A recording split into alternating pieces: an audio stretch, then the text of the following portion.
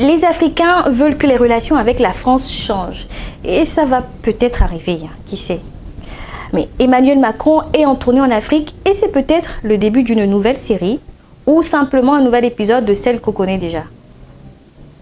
Allez, prenez du popcorn, on va voir tout ça ensemble.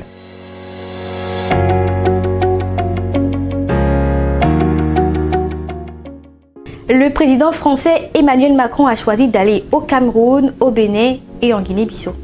Et c'est son premier déplacement sur le continent depuis sa réélection. Il est accueilli, discute en tête-à-tête avec les présidents et donne une conférence. Rien d'extraordinaire. C'est le schéma habituel de ce genre de rencontre. Mais moi, il m'a toujours dérangé ce schéma. Je ne sais pas pour vous, mais j'ai toujours l'impression que tout a déjà été dit et que les présidents se rencontrent juste pour question de formalité. Avec le sentiment anti-français qui grandit en Afrique, cette tournée fait forcément beaucoup parler. D'un côté, vous avez ceux qui pensent que Macron va respecter la parole donnée lors du dernier sommet Afrique-France. Et de l'autre, vous avez ceux qui pensent que tout ça, eh bien, c'est de la poudre de perlimpinpin et que rien ne va changer du tout. Pour eux, Paris n'a qu'un seul objectif, repenser la présence militaire française sur le continent.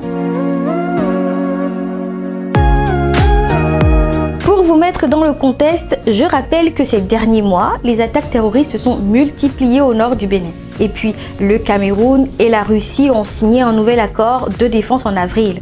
Donc, est-ce qu'en allant dans ces pays, la France tente de rappeler sa présence et de trouver un nouvel abri à la force Barkhane, chassée du Mali, et d'enrayer la progression russe? Tout ça, on aura le temps de voir. Si beaucoup sont sceptiques quant à la finalité de cette tournée, c'est simplement parce que l'expérience avec les anciens présidents français a souvent produit les mêmes résultats. Commençons par Valéry Giscard d'Estaing. En Afrique, on se souvient de lui comme celui qui a tenté de pacifier les relations entre Paris et les capitales africaines. Malheureusement, on n'a rien vu. Son nom est resté définitivement associé à celui de l'ancien chef d'État centrafricain Jean Bédel Bokassa à cause d'une affaire de diamants. Tout comme son prédécesseur, Nicolas Sarkozy promettait lors d'une visite en 2006 au Bénin d'instaurer entre la France et l'Afrique une relation décomplexée, sans sentiment de supériorité ni d'infériorité, dénuée de paternalisme. Mais dès 2007, on a vite compris que la rupture ne serait que de façade. Parce qu'au contraire, le pouvoir monétaire de la France a été préservé et en plus l'armée française s'est déployée en Afrique francophone. Et comme si tout ça ne suffisait pas, Sarkozy dira même à Dakar le 26 juillet 2007 que le drame de l'Afrique est que l'homme africain n'est pas assez entré dans l'histoire.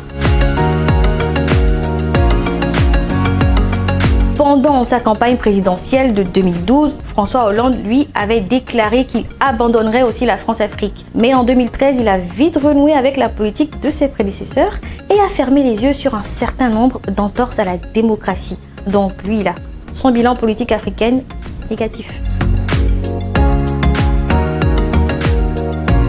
Cet engagement annoncé d'Emmanuel Macron d'en finir avec les réseaux de diplomatie parallèle entre la France et l'Afrique, d'autres présidents l'ont pris avant lui. Comme eux, lui aussi a promis de tordre le cou à la France-Afrique. Il a lui aussi promis d'instaurer une relation décomplexée avec l'Afrique. Est-ce qu'au prochain bilan, on se rendra compte que tout ça n'était qu'un leurre? Je ne sais pas, mais on y reviendra sûrement. Mais aucun développement économique n'est possible, ce n'est pas à vous que je l'apprendrai, sans la paix et la sécurité. Vous qui vivez au Cameroun, vous le savez mieux que quiconque, et je le dis, la France restera résolument engagée pour la sécurité du continent, en appui et à la demande de nos partenaires africains. En tout cas, ce qui est sûr, c'est que les médias décrypteront bientôt tous les faits et gestes du président français durant sa tournée. Je vous propose qu'on se retrouve aussi dans les commentaires pour faire pareil. Ne soyez pas sans mettre un j'aime et surtout, abonnez-vous. À bientôt.